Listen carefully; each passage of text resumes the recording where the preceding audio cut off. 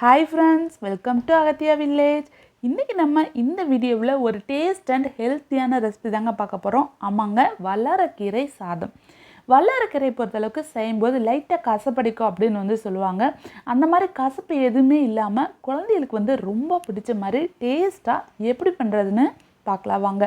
நான் வல்லாரக்கீரை எங்கள் தோட்டத்தில் இருந்து பறிச்சிருக்கேன். கிட்டத்தட்ட ஒரு கைப்பிடி அளவுக்கு பறித்து எடுத்துருக்கேங்க. ஃபஸ்ட்டு நல்லா கழுவி எடுத்துக்கலாம். இந்த வல்லாரக்கீரை தண்ணி கொஞ்சம் அதிகமாக இருந்துச்சுன்னா இலையெல்லாம் கொஞ்சம் பெருசாக நல்லா வரும். நான் கொஞ்சமாக மட்டும்தான் எடுத்துருக்கேன். ஒரு கப் அளவுக்கு வல்லாரக்கீரை சேர்க்க அதே அளவுக்கு கொஞ்சமாக எடுத்துக்கிட்டோம்னா போதும். இப்போ நல்லா கழுவியாச்சு. கழுவிட்டு கீழே காம்புலேருந்து கட் பண்ணி வல்லாரக்கீரை எடுத்து வச்சுக்கலாம். இப்போ இது செய்யறதுக்கு ஒரு 1/4 கப் அளவுக்கு நெடக்கலை எடுத்துருக்கேங்க. தோல் எடுத்து வறுத்த நெடக்கலை எடுத்து மிக்ஸி ஜாரில் சேர்த்துடலாம். சேர்த்துட்டு கொஞ்சம் கொரகொரப்பாக அரைச்சி எடுத்துக்கலாம். இப்போ இந்த அளவுக்கு கொஞ்சம் கொரகொரப்பாக எடுத்துட்டோம். இப்போ தனியாக ஒரு தரத்துக்கு மாற்றி வச்சிடலாம். அதே மிக்ஸி ஜாரில் இது கூட ஒரு 3 பூண்டு, ஒரு துண்டு இஞ்சி, கூட ஒரு மீடியம் சைஸில் ஒரு தக்காளி எடுத்துகிட்டு இதையும் கட் பண்ணி சேர்த்துக்கலாம். இது கூட நம்ம காரத்துக்காக ஒரு காஞ்ச மிளகாய் எடுத்துக்கலாம். கூட நான் கொஞ்சமாக கைப்பிடி அளவுக்கு வல்லாரக்கீரை எடுத்திருக்கேன். ஒரு கப் அளவுக்கு சாதம் செய்யறதுக்கு இந்த அளவுக்கு போட்டிங்கன்னா கரெக்டாக இருக்கும். இது கூட ஒரு காஞ்ச மிளகாயும் நம்ம எடுத்து வச்சுருக்கிற வல்லாரக்கீரையும் இது கூட சேர்த்துடலாம். சேர்த்துட்டு தண்ணி சேர்க்க தேவையில்லைங்க. நம்ம தக்காளி சேர்த்துருக்கனால அப்படியே அரைச்சி எடுத்துக்கலாம். நல்லா நைஸாக அரைச்சி எடுத்துக்கலாம். கொஞ்சம் கூட தண்ணி சேர்க்க தேவையில்லை. கொஞ்சம் ட்ரையாக இருந்துச்சுன்னா வேணால் கொஞ்சமாக தண்ணி சேர்த்து அரைச்சி எடுத்துக்கோங்க.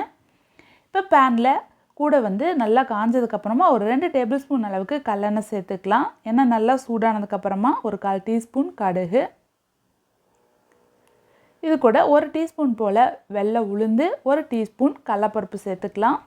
சேர்த்துட்டு ரெண்டையுமே நல்லா பொன்னிறமாக வர்ற வரைக்கும் நல்லா வணக்கிக்கலாம்.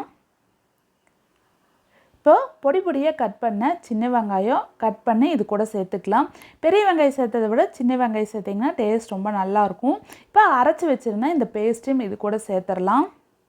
தண்ணி ரொம்ப சேர்த்துட்டிங்கன்னா கொஞ்சம் கெட்டியாக இருக்க கொஞ்சம் ரொம்ப டைம் ஆகும். பத்தாததுக்கு நம்ம சாதம் சேர்க்கும்போது கொஞ்சம் கொலகொலப்பாக ஆன மாதிரி ஆயிரும். இப்போ நல்லா கெட்டியானதுக்கப்புறமா இது கூட ஒரு 1/4 டீஸ்பூன் உப்பு, 1/4 டீஸ்பூன் போல் மஞ்சத்தூள் சேர்த்துட்டு நல்லா கலந்து விட்டுக்கலாம். ஒரு 2 நிமிஷம் போல் நல்லா ஒரு கெட்டியாகிற அளவுக்கு லோ ஃப்ளேமில் வச்சு விட்டுருங்க. இப்போ பாருங்கள் கொஞ்சம் நல்லா கெட்டி ஆயிடுச்சு. இந்த அளவுக்கு நல்லா கெட்டியானதுக்கு அப்புறமா சாதம் இது கூட சேர்த்துக்கலாம். நான் ஒரு கப் அளவுக்கு பாஸ்மதி ரைஸ் எடுத்திருக்கேன். எப்பவும் போல் பாஸ்மதி ரைஸ் நம்ம 1 டம்ளருக்கு 1.5 டம்ளர் அளவுக்கு தண்ணி வச்சு வேக வச்சு எடுத்திருக்கேன். அதையும் இது கூட சேர்த்துட்டு நல்லா கலந்து விட்டுக்கலாம். இப்போ கடைசியாக நம்ம அடித்து வச்சுருந்த நெடக்கலையும் இது கூட சேர்த்துடலாம். இந்த நெடக்கலைக்கு பொதுவாக நம்ம வறுகலை இருக்கும் இல்லைங்க, அதையும் கூட அரைச்சி சேர்த்துக்கலாம். சட்னிக்கு அரைக்கிற வறுக்கலையும் கூட சேர்த்துட்டு இது கூட சேர்த்துட்டோம்னா லைட்டாக கூட அந்த கசப்பு இருக்காது. டேஸ்ட் ரொம்ப சூப்பராக இருக்கும்.